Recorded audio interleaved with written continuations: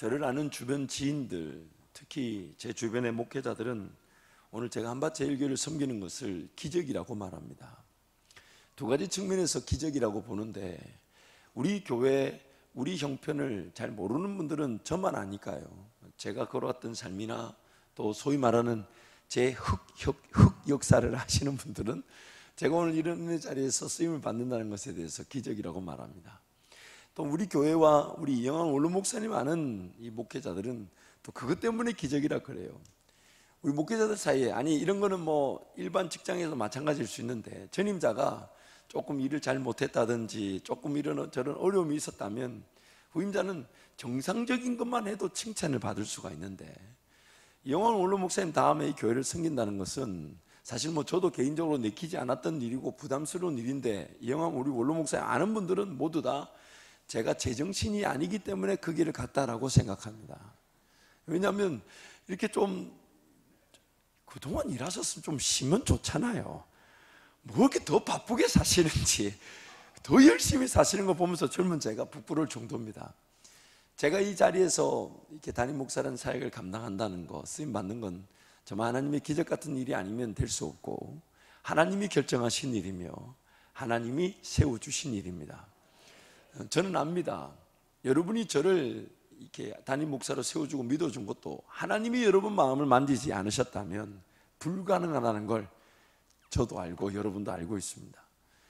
제가 이 자리에 선 것은 하나님의 전적인 결정이고 전적인 주관하심이고 주권이며, 저에게는 먼저 제가 성숙하고 또 하나님을 더 사랑할 기회이면서 우리 교회가 지난날에 베푸신 은혜 위에 더 놀라운 은혜를 맛볼 기회가 될 것을 저는 확신합니다. 온전히 다 이해할 수 없지만 하나님께서 저를 이 자리에 세우신 것에는 하나님만의 특별한 어떤 고려사항들, 원리들, 또 하나님께서 분명히 기준으로 여기신 것이 있으셨을 것입니다. 그것을 제가 다 이해할 수는 없다 그래도 한 가지는 압니다. 한 가지. 그게 뭐냐면, 제 부모님 그리고 그 위에 신앙의 우리 선조 때부터 교회를 세울 목회자를 자손 대대로 세워달라는 그 기도의 씨앗들이 분명히 열매를 거둔 것이고, 그리 큰 금액이나 헌신의 내용은 아니었다 할지라도 그때 드릴 수 있었던 최선의 물질과 시간과 삶을 하나님 나라 위에 우리 부모님들이 심으셨다는 것을 저는 분명히 알고 있기 때문입니다. 지금 우리 당장 먹을 것도 없는데, 그래서 성도들이 섬기는 걸 가지고 우리 먹을 것보다 옆집에 그 어려운 성도를 먼저 도우셨던 그 우리 어머니, 제 어릴 적 그 시선에는 그것이 이해가 되지 않았습니다. 쌀통에 늘 내 머리보다 쌀통의 머리에 안수를 더 많이 하셨던 우리 아버지, 제 어린 적 시선에는 그것이 그렇게 녹록하게 받아들일 만한 것은 아니었습니다. 그런데 제가 하나님 만나고 지금 그때 일을 생각해 보면, 우리 가족들 자기 자식들 먹을 것도 없는데 그걸 가지고 그 옆집에 그 도울 거라고 쌀을 내밀었던 그 어머니의 수고와 헌신은 보통 사람이 가질 수 없었던 하나님 나라의 심음의 기회였습니다. 그렇다고 굶었지 않았어요. 그렇다고 못 먹지 않았어요. 근데 먼저 주님 나에게 주셨지만은 우리 필요보다 다른 사람의 필요를 먼저 생각하고 손을 내밀 수 있었던 것은, 지금 제 영적 상태와 제 실력을 볼 때 그 어머니가 그렇게 하실 수 있었던 그것이 보통 하나님의 은혜가 아니었습니다. 아무나 할 수 있는 것이 아니었습니다. 그러나 그때 그 심음이 자식인 저에게 이렇게 은혜 가운데 주어질 때 생각하면 하나님의 은혜가 아닐 수 없고, 부끄럽지만 저 역시도 더 많이 심어야 되겠고, 더 많이 헌신하고, 더 많이 주님 따라 걸어가면서 바라기는 제 자식들이, 또 우리 교회 모든 성도와 우리 다음 세대 자녀들이 앞서 걸어간 저와 여러분의 헌신과 수고와 그 심음을 보면서 그들도 더 많이 심기를, 그들도 더 많은 열매를 사모하여 그 열매를 보면 볼수록 더 많이 심는 그런 신앙의 유산이 물려지기를 축복합니다. 히브리서 6장 10절 말씀에 이런 말씀이 있습니다. 함께 선포합니다. 하나님은 불의하지 아니하사 너희 행위와 그의 이름을 위하여 나타낸 사랑으로 이미 성도를 섬긴 것과 이제도 섬기고 있는 것을 잊어버리지 아니하시느니라. 이미 성도를 섬긴 것과 성도를 섬기고 있는 것을 우리 하나님이 잊어버리지 않으신다. 저희들이 미국에 있을 때 함께 교제했던 한 목회자 가정도 최근에 그 LA 지역뿐만 아니라 미국 한인 교계를 대표할 만한 그 교회 담임 목회자로 이렇게 세움을 받으셨어요. 참 감사한 일이고, 또 그때 한참 그 어려웠던 시절을 보냈던 우리 간에 서로 사정을 아는지라 그 인내했던 그 열매를 보는 것 같아서 너무 감사했어요. 근데 이제 제 아내와 저끼리 이제 그런 얘기, 우리도 이렇게 세움을 받은 게 신기하지만, 야, 그 목사님도 세움을 받은 것이 참 신기하다. 뭐 솔직히 말하면 참 그분도 기적이다. 뭐 그리고 이제 그분이 이 설교를 뭐 안 들으실 거라 생각하고 제가 잠깐 얘기하자면, 뭐 인물도 저보다 못났어요. 뭐 자신 있게 얘기하는 건 이겠지만 키도 제가 좀 큰 것 같고, 아무리 뜯어봐도 저보다 눈이 좀 더 작으신 것 같아요 보니까. 그런데 제 아내가 뭐 그런 말한다고 저한테 이제 탓을 하면서 그 사모들끼리 이제 그쪽 우리 목사님 즉 며느리가 됐는데 이런 얘기를 해요. 그 목사님의 어머니가 대구에 계신데 이런 소문이 있다고 합니다. 대구 경북 지역에 어렵다고 하는 목회자 중에서 그 권사님 도움 한번 받지 않은 사람이 없다고. 그 며느리 입에서 제 아내한테 들려진 말이에요. 그 자기 시어머니 얘기를 한 거예요. 그 권사님 손에서 대구 경북 지역에 어렵다고 말하는 목회자 중에 도움 한번 받지 않은 사람이 없다. 그 크기와 그 어떤 뭐 내용의 진정성을 제가 다 따져볼 수는 없어도 그 며느리 입에서 그 정도 말이 나온다면 그 권사님 그 어머니가 얼마나 하나님 나라를 위해 헌신하셨는가를 엿볼 수가 있는 것입니다. 어떤 목회자는 엄청난 실수와 문제를 일으켰는데도 불구하고 죄를 지은 것 같은 그런 상황, 함부로 제가 평가하고 판단하지 않겠지만은 그런 경우가 있는데도 불구하고 또 세움을 받고 또 쓰여지는 것 같아요. 왜 그럴까? 그 뭐 배경에 있는 그 원리나 기준에 대해서는 다 알 수 없어도 한 가지는 있습니다. 아버지 때 심어놓은 나무가 자식이 방자하다 해서 그 나무가 열매가 없지 않더라는 겁니다. 아버지 때 심어놓은 나무가 자식이 자격이 없다고 해서 그 열매가 없어지지 않더라는 겁니다.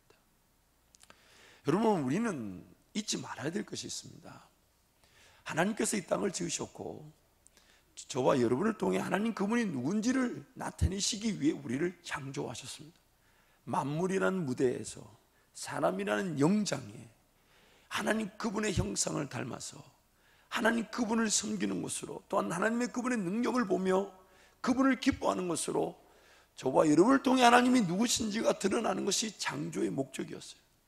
안타까운 것은 그 자유의지로 하나님이 주신 마음으로 하나님을 담고 하나님이 주신 이 뜻으로 하나님의 뜻을 깨닫고 하나님이 주신 열정으로 하나님의 그 나라의 열정을 가지고 살아가고 하나님이 주신 수고와 헌신의 계로 하나님 나라를 살아가는 것으로 하나님의 능력과 권세를 보며 하나님 그분이 누군지가 드러나야 되는데, 그 마음과 정성과 뜻과 이 목숨과 열정을 가지고 하나님을 사랑하기보다는 자기 결정, 자기 삶을 살아가면서 타락하게 되었고, 우리 모두 죄 가운데서 태어나는 것을 피할 수 없게 되어버렸습니다. 죄인으로 태어나 하나님의 영광은커녕 이 영광 하나님을 가리고 하나님을 잊어버리기까지 하더라는 거예요. 하나님이 지었다는 것을 배제할 수 없는 이 세상, 우연으로 태어나 우연으로 빚어졌다는 말밖에 못하는 이 세상, 하나님을 배제하고는 설명할 방법이 없는 이 세상에서 하나님이 지음을 받은 우리가 하나님 그분을 기억조차 못하는 상태에 있을 수 있더라는 겁니다. 그래서 기어이 우리가 할 수 없는 그 일을, 예수 그리스도는 그 아들 하나밖에 없는 독생자를 이 땅에 사람으로 보내서 우리가 죽어야 될 죽음을 죽게 하시고 우리가 자녀가 되게 하셨잖아요. 그래서 예수 믿으라 하는 거 아닙니까?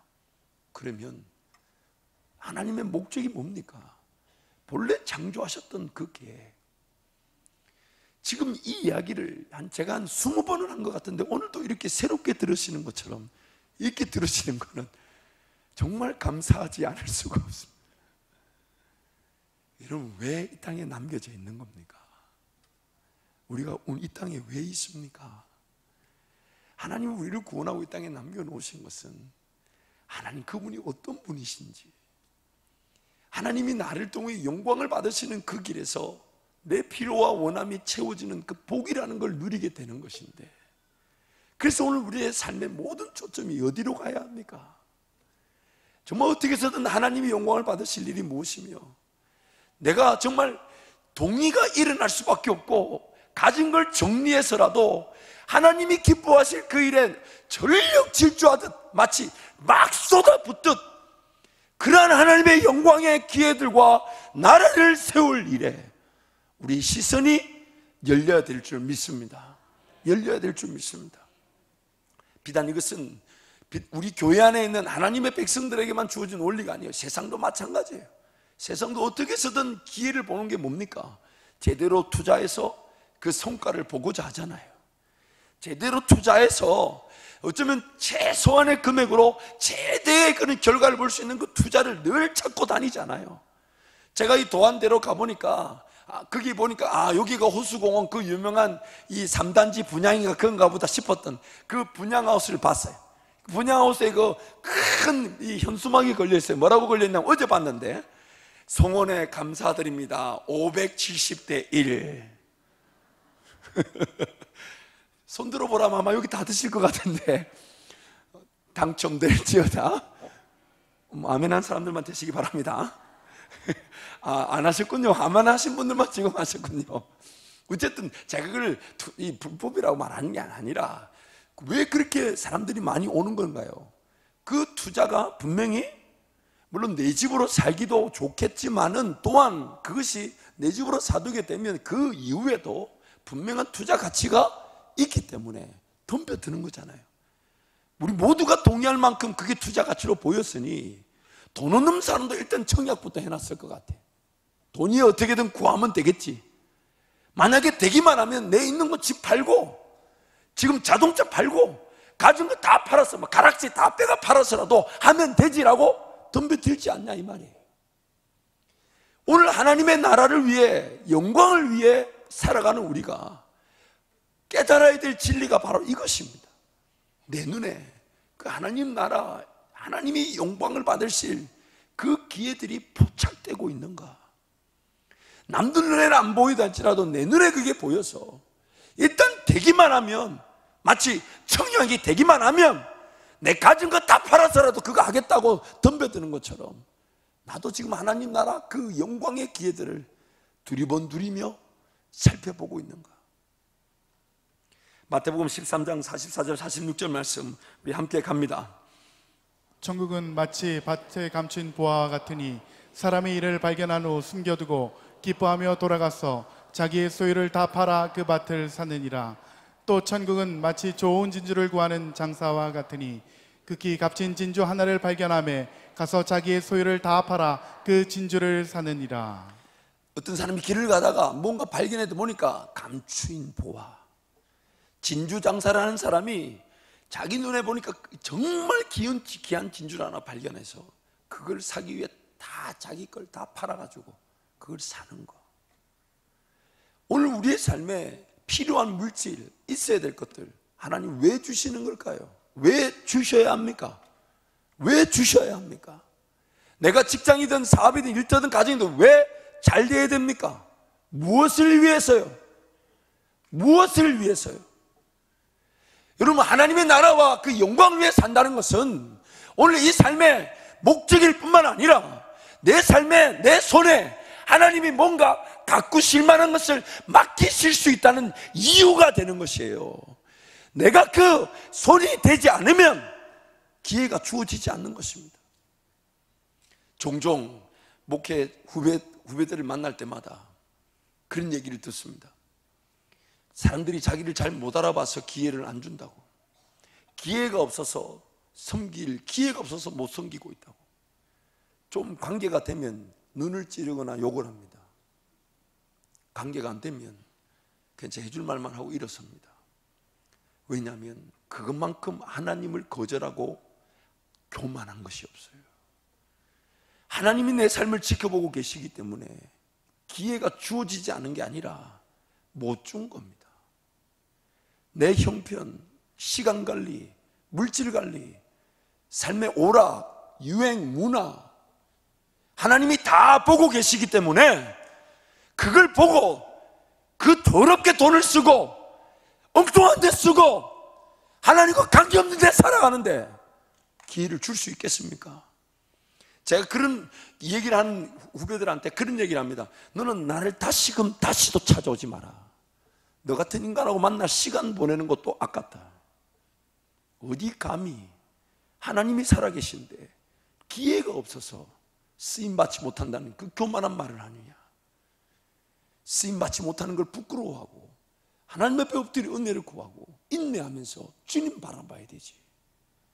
어제까지 감옥에 있어도 주님이 들어 쓰신다면 오늘 국무총리가 되게 하시고, 어제까지 아무도 인정하지 않는 곳에 있다 할지라도 주님이 쓰신다면 오늘 하루라도 드러내실 수가 있는 게 하나님의 능력인데, 어떻게 감히 기회가 없다고, 기회가 없기 때문에 헌신하지 않는다고, 기회가 없기 때문에 수호하지 않는다고, 기회가 없기 때문에 충성하지 않는다는 말을 하느냐. 사랑하는 성도 여러분, 오늘 한번 허심탄회하게 한번 얘기해 보자고요. 하나님이 이 땅을 지으셨고 모든 것이 하나님의 것이라면, 그래서 내 손에 주어진 것도 하나님의 영광을 위해 살아갈 수단과 방법으로 주어진 것을 믿는다면, 그러면 내 손에 있는 그 특히 물질, 그것 자체를 붙들고 하나님 나라를 위해 살지 못하는 걸 어떻게 해석해야 되겠습니까? 먹고 마시고 있는 것이 공중의 새와 들의 풀을 먹이시듯 하나님이 책임져 주는 걸 믿지 못해서 내가 먹고 마시고 있는 걸 준비한다면 그것을 과연 하나님은 어떻게 보셔야 하겠습니까? 하나님께서 언제든 어느 때든 기회를 주시면 내 주머니에 얼마가 들었든지 감개치 않으시고, 그게 가부의 2 랩돈이라 하셔도 전부라고 여기시고, 물고기 2마리 보리떡 5개밖에 안 돼도 장정만 5,000명이 먹게 하실 분이 하나님이신데, 그래서 우리의 모든 시선은 어떻게든 하나님이 내 삶에, 우리 교회에 영광을 받으실 그 기회가 무엇인지가 궁금해야 되고, 내가 날마다 깨어 기도해야 될 이유가 살아있으면 살아있는 만큼 하나님의 영광을 위해 사는 것인데, 그것이 눈에 보이지 않는다면 그런 것들이 가슴이 아파야 되지 않겠습니까? 그런 것들이 가슴이 아파야 되지 않겠습니까?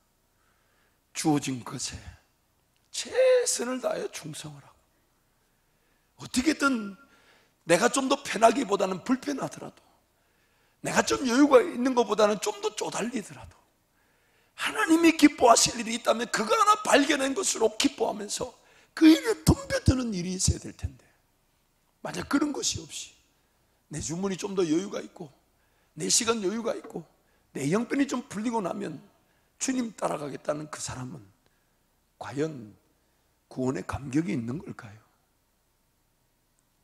뭔가 지금 안 믿어지면, 죄송합니다, 여러분 오해하지 말고 들으십시오. 하나님이 안 믿어지면 안 믿어지는 게 아파야 되는 거 아닐까요? 살아 계시잖아요. 하나님이 살아계셔서 예수를 보내신 일이 오늘 나에게 적용됐기 때문에 그 구원을 내가 인정하고 이 자리에 왔다면 하나님 그 나라가 보이지 않는 게 부끄러운 거 아닐까요? 하나님의 영광을 위해 살아가야 될 그 마음이 뜨겁지 않은 것을 안타까워해야 되지 않을까요? 내가 지금 아픈데도 아픈 줄 모르고 있는 것이라면 그게 문제 아닙니까? 오늘 하나님이 살아계시고 내가 구원받은 것이 진리란다면 다른 길이 없습니다. 하나님의 영광에 초점을 두는 것 말고는 다른 길이 없으며, 내 가진 것이 언제든 어느 때든 주님 나라를 위해 쓰여질 것을 기대하지 못한다면 내 신앙을 다시 점검해 봐야 합니다. 여러분, 이미 우리는 잘 알고 있어요. 내 실력으로 내 삶이 지켜지지 않는다는 거. 더군다나 제가 자녀를 길러보니까 아이고, 주님 은혜가 많이 필요합니다. 정말 어떻게 그렇게 좋은 말을 닮았는지. 아니 이제 생긴 건 저를 닮았는데 그렇게 이렇게 아빠 괴롭힌 건 엄마를 닮았는지. 그러니까 기도가 막 나올 수밖에 없어요. 어젯밤에도 말씀을 준비하고 이렇게 해야 되는데 우리 큰딸하고 얼마나 실갱이 했는지 모릅니다. 속으로 막 이게 영적인 공격인데 막 이러면서 그걸 또 어떻게든 은혜를 구해야 되고, 그래가지고 그는 붙들고 실갱이 하는 것보다는 안 되겠다 해가지고 또 자는 거 깨워가지고 예배당에 데리고 와서 기도해라 했더니 기도가 안 된대. 그럼 기도가 안 되는 걸 기도해라. 아니 기도가 안 되면 그 기도가 안 됩니다, 하나님 도와주세요, 그렇게 기도하라고. 그랬더니 그게 무슨 말이니? 야 이놈아, 기도도 하나님이 시켜주셔야 하는 거지, 또 그거 가지고 또 일장연설하고.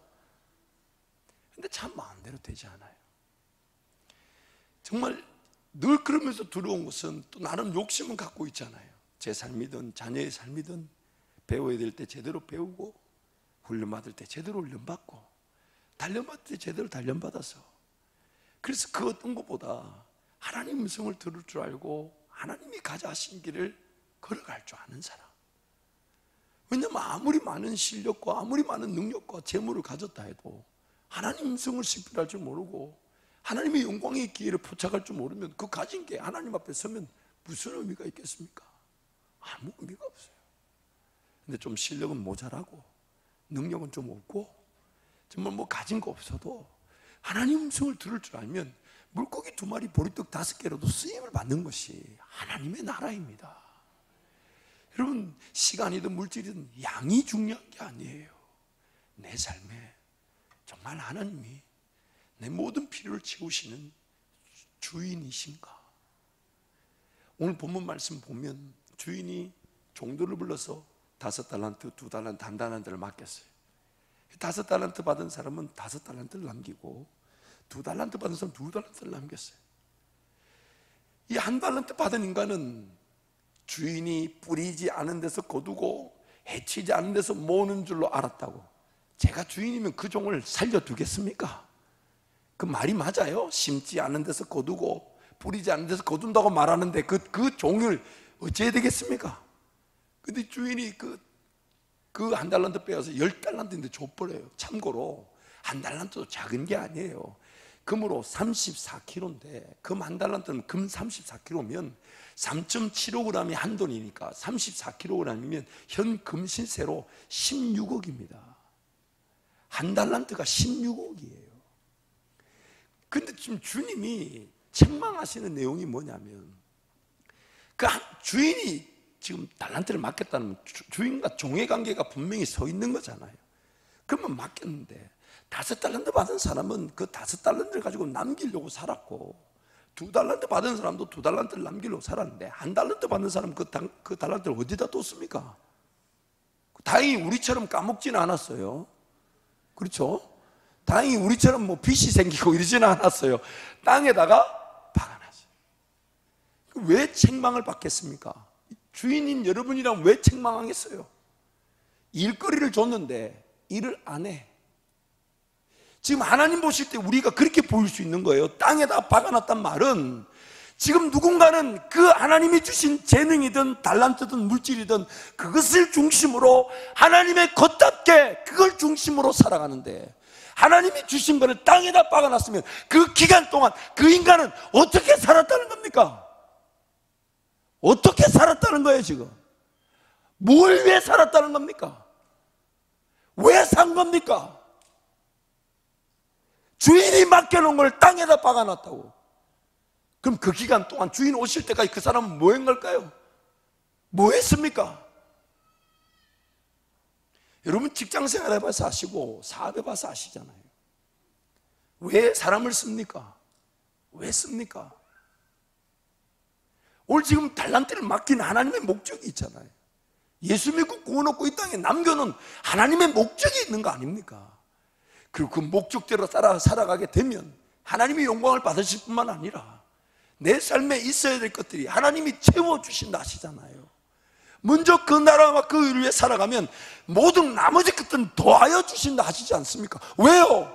채워주면 채워줄수록 하나님의 영광을 받을 기회가 더 많아지기 때문에, 그 사람에게 맡기면 맡길수록 하나님의 나라가 확장되어져 가고 주면 줄수록 교회가 부흥되어져 가고, 허락하면 허락할수록 남들이 보지 못하는 그 선교와 하나님의 그 영광을 받을 그 엄청난 기회들이 포착되고 누려지게 되니까 주실 수밖에 없고 맡기실 수밖에 없는 것입니다.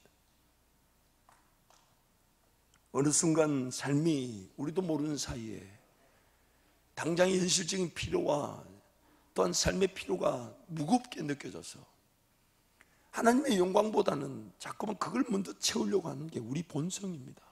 본성이에요. 믿음의 길, 그래서 도전과 용기와 하나님이 함께 하시는 그것이 부담스러우니까 늘 자족이라는 이유로 안주하고 머물고자 하는 게 우리라는 현실이에요. 죄로 말미암아 타락한 나.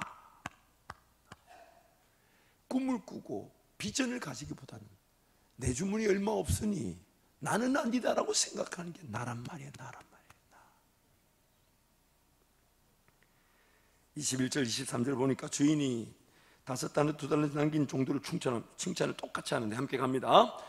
그 주인이 이르되 잘하였도다. 착하고 충성된 종아, 내가 적은 일에 충성하였음에 내가 많은 것을 내게 맡기리니 내 주인의 즐거움에 참여할지어다 하고. 하나님 보실 때는 우리에게 두 가지 은혜를 주실 수가 있습니다. 첫 번째는 늘 그 기회를 두리번거리는 사람들에게 하나님 나라와 영광을 위해 살아갈 기회를 포착되게 하시는 거죠. 남들 눈에는 안 보이는데 내 눈에만 딱 보이는 거예요. 그래서 거기에 헌신하고 거기에 수고하고 거기에 희생하고 그 일을 위해서 어떻게든 더 하나님께 내어드리려고 하죠. 근데 그런 기회들이 우리 타락한 이 본성 때문에 잘 포착되지 않기 때문에 하나님이 주시는 은혜가 뭐냐면 자기 가진 것, 이미 허락하신 것, 이미 주어진 것을 적은 것에서부터 충성하는 겁니다. 하나님이 지금 5달란트 남겼으면 10달란트면 160억이잖아요 2달란트, 4달란트면 64억이에요 작은 돈이 아니에요. 그런데 하나님 보실 때는 적어요. 왜 적겠습니까? 하나님이 지으신 세상에 우리가 가진 게 얼마나 되겠습니까? 얼마나 되겠어요? 그리고 무엇보다도 하나님이 영광을 받으실 그 어마어마한 역사를 우리 눈에는 안 보이지만 하나님은 보고 계시는데 그 역사에 비하면 지금 내가 헌신하고 수고하고 희생하는 그 일은 매우 적은 일입니다. 매우 적은 일. 이게 안 보이니까 지금 눈앞에 있는 먹고 마시고 있는 문제, 세상살이만 아둥거리고 사는 거예요. 그러니 신앙이 성숙할 기회가 없어요.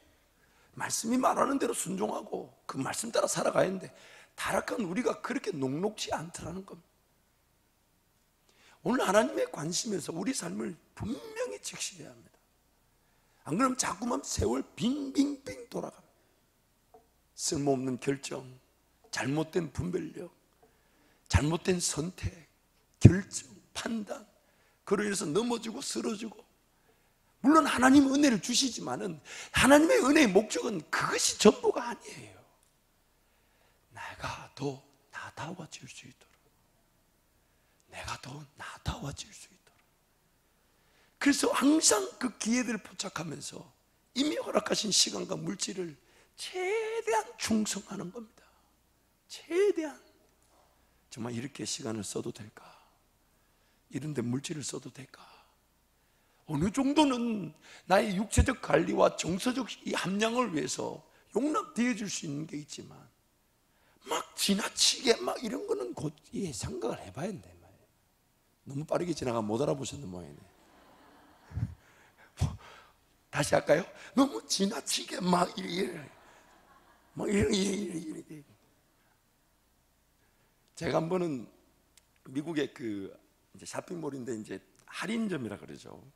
그래서 이제 제가 누구한테 이제 너무 귀한 사랑을 받아서 뭐 크게 비싼 건 아니지만 그래도 조금 가치 있는 걸 드려야겠다 싶어서 이제 매장을 둘러보는데, 여러분 그 코치라는 매장 아시나요? 미국에서는 사실 이게 크게 비싼 명품은 아닌데 그래도 한국에는 잘 알려져 있더라고요.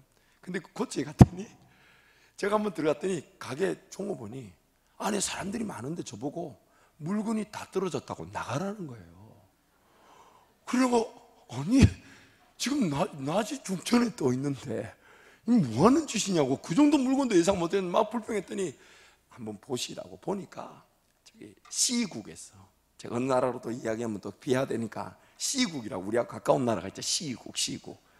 시국에서 이분들이 오셨는데 한 팔에 팔이 모자라는 거예요. 팔이 모자라. 이미 걸었는데, 이야, 그거를 이렇게 걸어가지고 십자가보다 더 무겁겠더라고요, 보니까. 그리고 그분들 무슨 디자인도 안 보는 것 같아. 막 걸어놔. 그래서 제가 좋은 가르침이 될 것 같아서 제 아내한테 한번, 당신 저거 보이냐고 그랬더니, 아이고, 저 사람들 저렇게 다사가면 우리가 살 게 없다고. 아니, 그게 중요한 게 아니고, 그거 말고, 지금 그게 지금 중요한 게 아니잖아. 지금 당신이 저러고 있을 수가 있다고. 나는 그걸 보라는 건데. 여러분, 오늘 우리 삶을 한번 진짜 객관성 있게 한번 보자고요. 진리의 말씀이 말하는 대로 한번 비교해 보자고요. 우리가 살아가면 살아갈수록 우리 삶이 풍성한 은혜와 능력을 보게 되는 이유가 어디에 있냐는 거예요. 어디에 있냐? 하나님이 일하시겠다는 그 일에 내 삶이, 가정의 일터가 쓰여지게 되면 내가 돌봐야 될 가정과 일터는 하나님이 풍성하게 돌봐주시는 거예요. 그래서 하나님이 원하시는 것은 나란 존재는 살아있으면 살아있는 만큼 내 눈에 하나님의 영광의 기회들만을 포착하려고 하고, 그 일을 위해 헌신하고 그 일을 위해 기도하다 보니 돌봐야 될 삶과 가정과 일터는 하나님이 책임져 주시는 것이죠. 그러실 수밖에 없잖아요. 왜냐하면 그 삶이 지금 어디에만 눈을 두고 있습니까? 잊지 마십시오, 여러분. 내 눈이, 내 시선이, 내 힘이 내 삶을 향하고 내 삶을 돌보고자 하는 순간 하나님 나라도 놓칠 뿐만 아니라 내 삶도 돌보아지지 않습니다. 내 삶의 최대의 원수는 마귀가 아니에요. 내 삶의 최대의 원수는, 따라합니다, 나다. 내 삶의 최대의 원수는 누굽니까? 남편이 아니에요. 절대 남편 아닙니다. 남편들 여러분, 천국의 상급이 무지막지할 것입니다.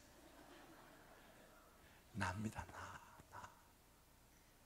하나님의 영광을 위해 살아갈 나의 삶이 내 계획, 내 생각, 내 방법에 무너지고 쓰러지고, 생각해 보세요. 뭐가 아팠나? 그때 그 선택, 그때 그 만남, 최선인 줄 알고 했는데 알고 보니 최선이 아니네. 내가 문제야, 내가. 그래서 하나님은 지금 나란 존재를 그렇게 다듬어 가기를 원하시는 겁니다. 박선희 전사님이 지난주에 오셔서 큰 은혜 시간을 주셨어요. 그 전사님의 고백을 우리가 이미 들은 대로 잠깐 설명하자면, 어릴 적에 하나님을 만났지만 드릴 게 없어서 초등학교 3학년밖에 못 나와 드릴 게 없어서 그 봉투에다가 내 몸을 드린다고, 돈이 없으니까 몸이라도 드린다고 써서 냈는데, 하나님이 그 은혜 과정을 겪게 하시면서 아주 짧은 시간 안에 초등학교 3학년밖에 나오지 못한 사람으로 과외 선생이 되게 하시고, 종합 학원을 세우게 하시고, 매달 2천만 원이 넘는 순수입이 생기게 하셨다잖아요. 그런데 그 순수입이 2천만 원이 넘는, 자기 손에만 2천만 원이 넘는 돈이 들어왔을 때 하나님이 그 박순애 전사님에게 무엇을 말씀해 주셨냐면 1천 문제를 얘기하셨다는 거예요. 왜? 지금 물질이 없던 사람에게 물질을 주시고는 1천 문제를 왜 말씀하셨을까요? 여러분, 왜일 것 같습니까? 물질이 없다가 물질이 주어졌으니 그 물질이 자칫 잘못하면 독이 되잖아요. 없던 사람이 가져보십시오. 어떤 일이 일어나겠습니까? 그러니 하나님이 그 여종에게 1천 번지를 얘기했으니, 그래서 1천 번지를 두 가지를 했다고 하잖아요. 한 가지는 1천 번지를 다 드리고 매일 이렇게 썼다잖아요. 매일 저도 이게 매일 씁니다. 그리고 저는 컴퓨터로 안 붙입니다. 왜냐하면 이렇게 쓰는 이 시간이 10분 정도인데, 이 시간이 얼마나 저에게는 귀한 시간인지 몰라요. 왜요? 최소한에 이거 쓰는 동안에 예배는 되잖아요. 내 기도는 들려지는 거 아닙니까? 앞면이 모자라 뒤에까지 씁니다. 그리고 기도 제목 쓰다 보면 기도 제목이 점점 좋아질까요? 나빠질까요? 그러니까 자꾸 업데이트되고 더 좋은 거 막 생겨나기 시작해요. 그래도 가끔씩 저희 집에 있는 그분이 자꾸 보여달라 그러는데 제가 안 보여줍니다. 왜 이런 걸 컨닝하려고 그러는? 그런데 이거 보세요. 저는 드릴 돈이 없으니 매일 일정 금액을 넣어서 매일 기도 제목을 들여서 드리는 거. 한번 솔직히 말해봅시다. 하루에 10,000원이라고 치고 10,000원을 1,000번째를 드리면서 기도하지 않았다. 그럼 그 10,000원이 과연 잘 저장되고 잘 모아져서 하나님 나라를 쓰여졌을까요? 아니면 어디 쓴 줄도 모르고 사라졌을까요? 우리 알잖아요.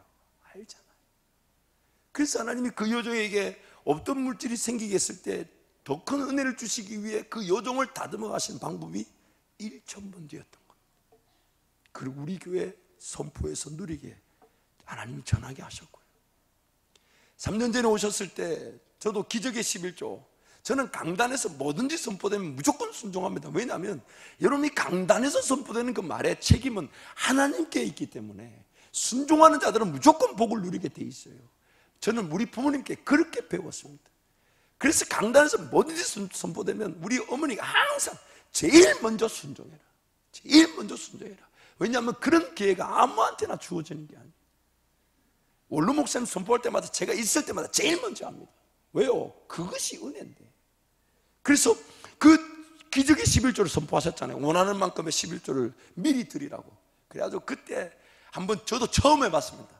목회자로 살아가면서 사실 뭐 그렇게 돈이 여유가 있는 편은 없고 저는 평생에 뭐 적금을 들어본 적이 없어요. 그래서 똘똘똘 모으니까 얼마에 제대 생기더라고요. 그래서 제 나름대로는 믿음의 11조를 드렸는데 하나님이 그 다음 달부터 지금까지 그 11조를 하게 하셨습니다. 제가 후임 목사 때요. 담임 목사도 아니에요. 그리고 이번에는 아예 박성현 전사님 집회를 기도하면 준비하면서 이번에도 만약에 기적의 11조를 하라 그러면 이거 어떻게 하나, 지금 카드 빚을 내나 이러다가 그동안 1년 동안 추수감사를 모아놓은 게 있어서 추수감사를 미리 빚내왔습니다. 그래서 그거를 하나님께 드리면서 기대치가 있어요. 제가 물질로 부를 누리겠다는 게 아니라 제가 가지면 가질수록 하나님의 영광의 기회도 덩달아 나타나게 될 것인데 내가 그것을 믿음으로 준비하고 믿음으로 바라보고 믿음으로 하나님을 의지하며 믿음으로 기대하고 믿음으로 기다리고 있는가? 하나님의 관심이 적은 것에 충성하는 것들, 적은 것에 충성하는 것들. 어릴 적에 어머니가 용돈을 주시면 1,000원을 주면 항상 지폐로 주지 않으셨어요. 동전 10개로 주면서 동전 10개를 주면서 그 손을 저에게 내미세요. 그럼 저는 10개를 받아서 그걸 하나 떼서 어머니한테 주면 그 11조 봉투에 딱 넣게 하시고 주일날 그걸 들고 교회 가게 하시고 그 적은 것에서부터의 훈련이 되지 않았다면 나중에 큰 것이 주어질 수가 없죠. 오늘 한밭의 일교라는 은혜가 있기 때문에 이런 앉는 자리가 생겨났고 바깥이 저렇게 더운데도 얼마나 시원합니까? 여러분 기도 많이 하셔야 돼요. 아프리카에 에어컨도 없는 그 사람들이 기도보다 우리 한 2시간은 더 해야 돼요. 그렇지 않아요? 천국 상급 깎일 수가 있어요. 안 믿으시네요. 근데 만약에 우리 원로 목사님과 함께한 성도들이 하나님께서 우리에게 주신 은혜를 고백만 하고 물질로 헌신하지 않았다면 이런 은혜의 자리가 생겼겠습니까? 생겼겠습니까? 그래서 여러분 이제 우리가 그 거룩한 부담을 가져야 합니다. 제 개인적으로는 2개의 책임감을 갖고 있습니다. 첫 번째는 선도 대대로 심어놓은 것에 대한 열매가 제 삶에 나타나게 된다면 저는 그 큰 열매를 보게 되면 더 큰 심음의 기회를 가지게 되니 그것이 관건이고 또 다른 측면의 책임은 38년 동안 우리 원로 목사님과 성도들이 심어놓은 그 분명한 심음이 있다면 열매를 맺을 것인데 그래서 여러분 주차장 공사나 미팅 리모델링 이런 것들은 시작에 불과한 거예요. 시작에 하나님이 얼마나 더 큰 은혜를 주실지 그게 궁금하고 그래서 그 은혜가 궁금하니 거룩한 책임감을 가지고 지금 나에게 주어진 것에서부터 우리 모두가 함께 충성해야 되는 것입니다. 우리란 존재는 명확하게 통제하지 않으면 구분 짓지 않으면 주제나 제목을 붙여서 헌금의 기회들을 만들어 놓지 않으면 알아서 헌금할 사람 한 명도 없다는 거 우리 잘 알고 있잖아요. 그래서 매번 기회만 되면, 그래서 주님이, 우리 하나님이 구약의 절기를 명하실 때도 일일이 월삭, 초막, 추수감사, 칠칠절, 나팔절, 모든 절기를 명시하고 그때 만든 예물들을 드리라고 일일이 명시한 이유가 뭐냐면, 하나님의 백성임에도 불구하고 그들이 알아서 은혜를 받아 알아서 재물을 알아서 구별할 능력이 없다는 겁니다. 그래서 미리 명시해 주시는 거예요. 일일이. 오늘 우리의 삶도 마찬가지예요. 기회만 되면 일일이 구분 짓고 떼놓고 내 것 아니라 여기면서 하나님이 기회를 주실 때마다 이것 쓰임 받게 해달라고 늘 준비되어 있다면, 적은 것에 충성하고 있다면 그 은혜의 큰 기회들은 놓치는 것이 불가능한 것입니다. 맛보지 못하는 게 불가능한 거예요. 그래서 오늘 우리가 받은 은혜를 가지고 더 놀라운 일을 하게 될 것인데, 제가 기도하면서, 이건 어떤 선포이면서 또한 목사 개인의 꿈입니다. 그리고 우리 교회가 나아갈 방향을 생각했을 때 이런 사역들은 있어야 되겠다 생각하면서 믿음의 시선을 가지고 몇 가지를 정리해 보았습니다. 첫 번째는 다음 세대 꿈과 비전의 주역들이 일어나게 될 것입니다. 먼저는 장자학교를 통해서 지난 3개월 동안 제가 집중해서 기도했어요. 하나님, 이 학교를 어떻게 하면 좋습니까? 인원수가 많고 적음을 떠나 하나님의 뜻을 확인시켜 주시고 방향을 제시해 주십시오.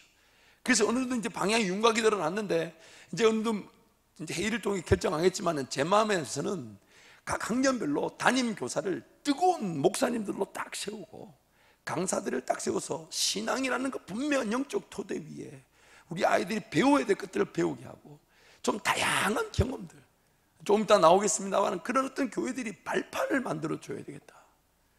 또한 교회 학교라는 사역을 통해서 신앙생활이 기초를 이룰 수 있도록, 이제 교회 학교 사역자들도 이제 앞으로는, 이런 표현 죄송합니다만, 이제 우리 교회 학교 사역자들은 거의 천국을 소망할 정도의 그런 어떤 핍박이 있다고 봐야 돼요. 제가 무지하게 요구할 겁니다.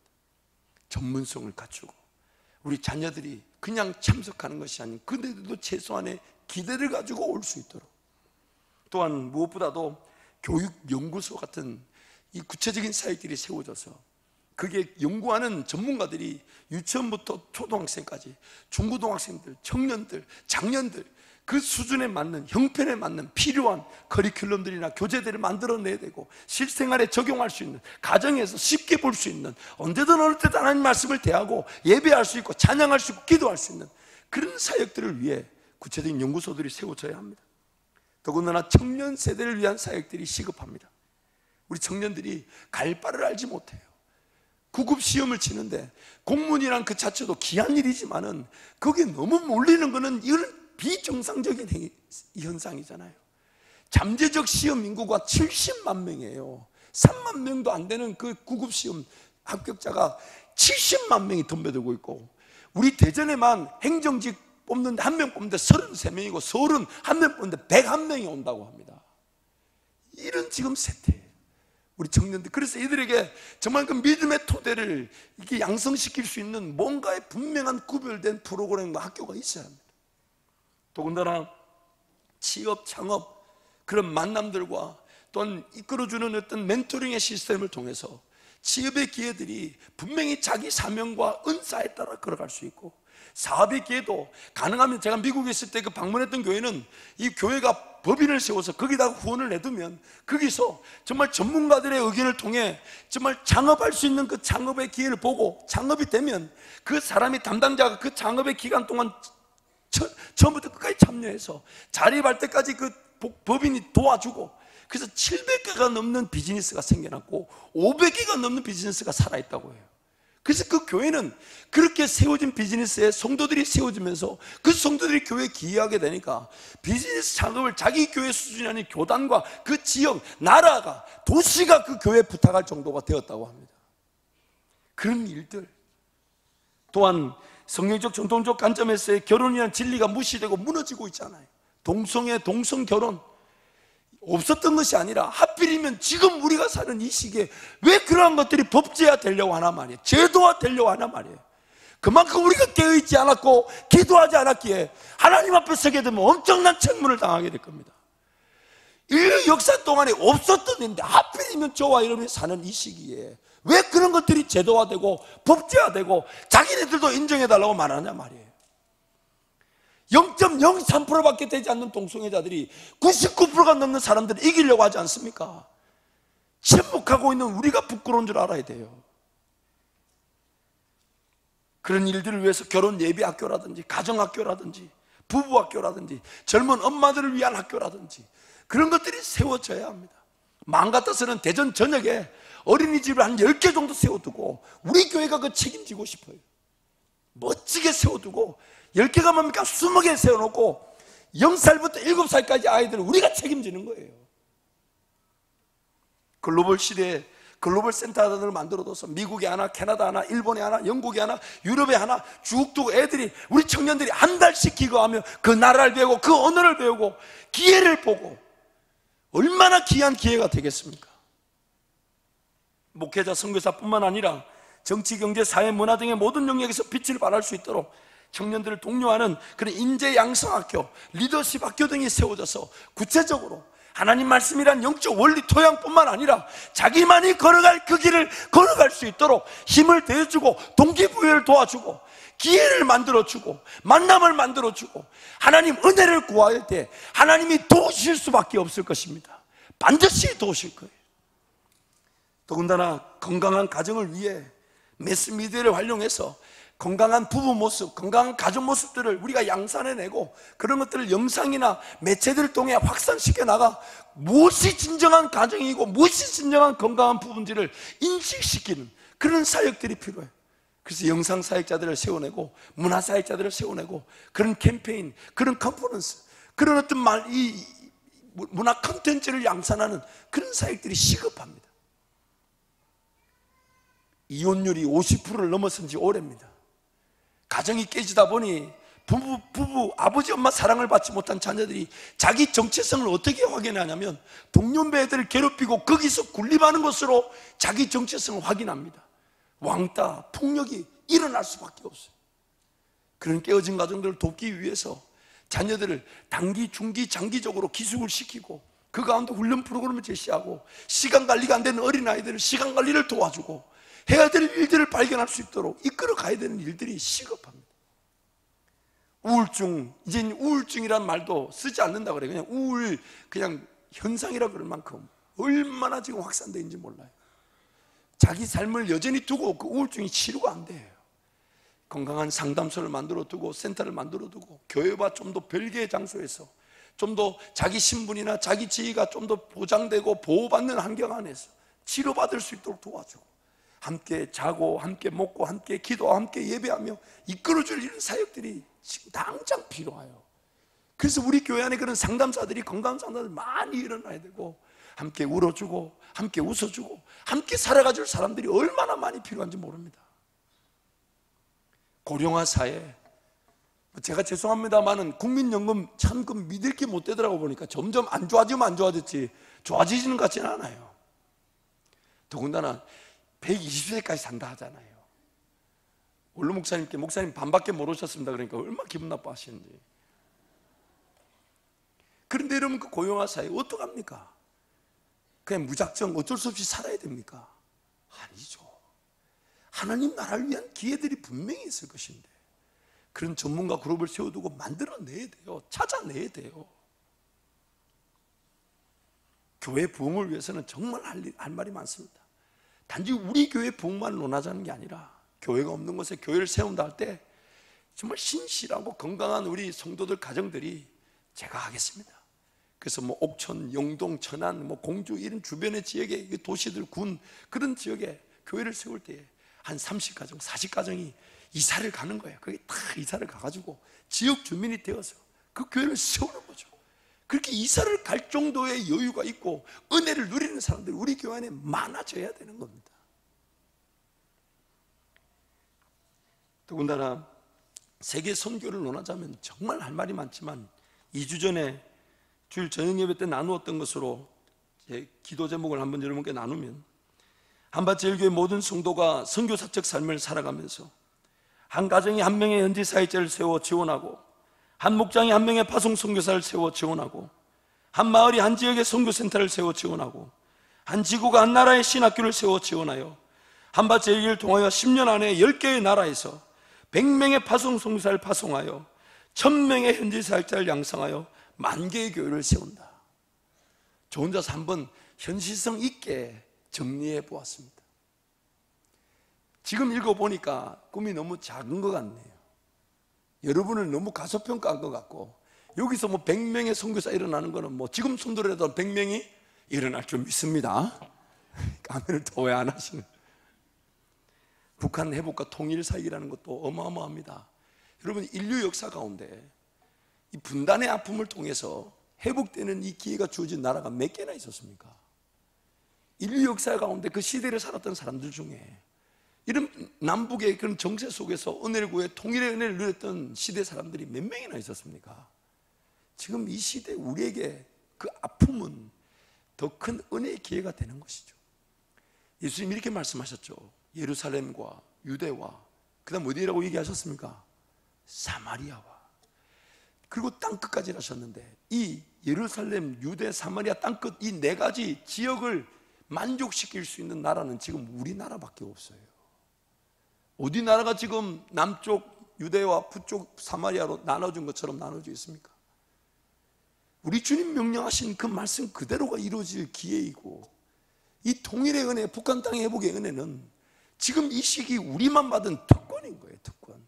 그런 걸 특권으로 알고 그 일에 어떻게든 내 비즈니스가, 내 가정이 쓰임받고 우리의 자녀들에게 그런 걸 가르쳐 줘야죠. 전문적인 어떤 프로페셔널 라이센스, 어떤 변호사, 법조계, 정치계 그런 라이센스를 취하고 너 한 사람만으로도 기업이 되게 하면서 언제든지 그런 영향력 있는 자리에 갈 수 있도록 국제기구들이나 그런 국가적 사회적 기업들이나 비영리 단체들이나 이런 데 일할 수 있는 그런 인물들이 될 수 있도록 그런 기회들을 제공해주고, 그런 것들을 정보를 제공하고 그런 것으로 살아갈 수 있도록 우리 자녀들이 세워지게 될 것입니다. 될 것입니다. 사랑하는 성도 여러분, 오늘 우리에게 주신 이 은혜의 토양을 가소평가하지 마십시오. 지금 여러분 삶에 하나님이 주신 그 은혜를 가소평가하지 마십시오. 하나님께 전심을 다하여 적은 것에서부터 충성하게 된다면 하나님 반드시 그 적은 것이 하나님이 놀라운 더 큰 일에 참여하는 기회였음을 우리에게 알게 하실 것입니다. 그래서 시간이든 물질이든 목표를 세워두고 최소한의 하나님 나라 영광의 그 가치에 하나님, 제가 눈이 뜨여지게 하시고 우리 일터가 눈이 뜨여지게 하시고 우리 교회가 더 큰 것을 보게 하여 주옵소서. 그래서 그 일을 위하여 함께 걸어가면서, 그래서 이것이 이루어지게 된다면 우리 다음 세대, 저 이후에 또 다른 누군가, 우리 다음 세대 자녀들은 저와 여러분이 뿌려놓은 그 은혜의 토양의 열매를 먹으면서 그들은 더 큰 책임감을 가지고 더 놀라운 헌신으로 주님을 섬기게 될 줄 믿습니다. 이 시간 한번 통성으로 기도하겠습니다. 하나님이 두 가지 은혜를 주신다 하셨습니다. 우리의 영안을, 마음의 눈을 밝혀서 하나님의 영광의 나라에 그 기회가 될 만한 일들, 마치 밭을 지나가는데 감추인 보화를 발견한 사람처럼, 마치 진주 장사하는 사람이 값진 귀한 진주를 만나게 하신 것처럼 하나님 오늘 우리에게 그런 기회를 주실 수가 있습니다. 또한 하나님이 우리에게 주시는 기회는 지금 나에게 주신 적은 것에서부터 하나님께 구별하여 드리고 충성하고 헌신하며, 좀 불편하더라도 하나님 나라를 위해, 좀 여유가 없더라도 하나님 먼저 내어드리는 그 적은 것에 충성하는 것에서부터 하나님은 일을 이미 시작하고 계신 것입니다. 그래서 여러분 이 시간 기도할 때 하나님, 제 눈이 열려져 하나님 나라를 보게 해 주옵소서. 하나님 나라를 위해 살아가는 것으로 제 사명 역할이 충족되어지고 만족되어지고 있어야 될 것들이 채워지면서 언제든 어느 때든 주님이 더 큰 일을 하신다 할 때에 기꺼이 나로부터 또 우리 교회가 먼저 내어드리고 맡겨드리고 헌신하는 그런 놀라운 역사를 보게 해달라고 주님 찾고 함께 기도합니다. 주여, 주여, 주여. 아버지, 하나님 나라 그 영광의 기회를 보게 해주십시오. 하나님, 우리의 마음의 눈을 열어주셔서 밝혀주셔서 하나님이 기뻐하시고 즐거워하시는 일들을 보게 하시고 하나님이 행복해 하시며 발견하게 하여 주옵소서. 개인의 삶이든 가정이든 직장이든 사업이든 이 한마디 예배 하나님이 영광을 받으실 그 깨어 기도하며 그 일을 발견하게 하시고 그 영광의 길을 걷게 하여 주옵소서. 아버지 하나님께 사로잡히기를 원합니다. 작은 것에서 순종하여 하나님께 기꺼이 내어드리고 맡겨드리는 삶을 원합니다. 하나님 도와주옵소서. 은혜를 베풀어 주옵소서. 예수 이름으로 명령하고 선포하노니 세상살이 먹고 마시고 입는 것에만 사로잡히게 하는 마귀의 미혹과 공격은 떠나갈지어다. 아멘. 떠나갈지어다. 아멘. 하나님, 이 시간 귀한 예물을 구별하여 드리면서 우리의 삶의 고백을 올려드립니다. 모든 것이 하나님께로부터 와서 하나님 나라 위에 쓰여짐이 기쁨이며 우리의 삶을 책임져 주심을 감사하여 귀한 예물을 구별하여 드리오니 우리 성도들과 우리 한밭제일교회는 더 크고 놀라운 하나님의 역사를 바라보고 쓰임받게 하여 주옵소서. 무엇보다 하나님, 우리의 삶 가운데 적은 것에서부터 충성하여 하나님이 기뻐하실 깨끗하고 정직하고 진실한 그릇들이 되게 하여 주셔서 하나님, 내 가진 것이 아닌 하나님의 인도하심에 따라 물고기 2마리 보리떡 5개 마누라도 충분하신 하나님의 인도하심을 맛보게 하여 주옵소서. 그런 섬김과 희생의 기회를 날마다 누리는 모든 성도가 되기를 축복하며 예수님 이름으로 기도합니다. 아멘.